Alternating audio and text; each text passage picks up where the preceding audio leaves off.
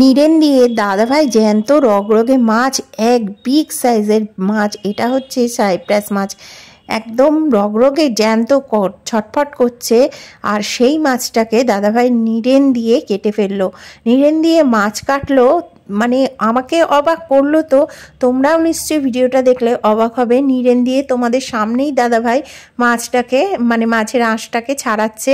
মানে এটা একটা আশ্চর্য, আমার কাছে আশ্চর্য তো বটেই, কার কাছে আশ্চর্য হবে, কেউ কাটে কিনা আমি জানি না। তো যাই হোক, তোমাদের দাদাভাই নিমেষের মধ্যে নিরেন দিয়ে মাছটাকে রেডি করে নিল।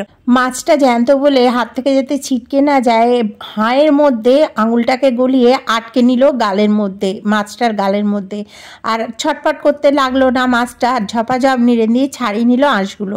বাজার পদ্ধতিতে যেভাবে মুন্ডিটা কাটে, গা ঘেঁষে, একদম গা ঘেঁষে মুন্ডিটা কেটে নিল।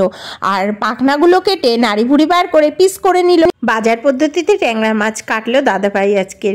বাজার পদ্ধতিতে কিভাবে ট্যাংরা মাছ কাটতে হয় তাও আবার এরকম দেখো, জ্যান্ত জ্যান্ত একদম লক লক করে নড়ছে আর খাবি খাচ্ছে।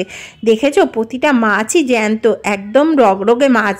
দাদাভাই বাজার থেকে কিনে এনেই কাটতে বসে গেছে। দাদাভাই কিন্তু পুরোপুরি আজকে বাজার পদ্ধতিতে ট্যাংরা মাছটা কাটবে।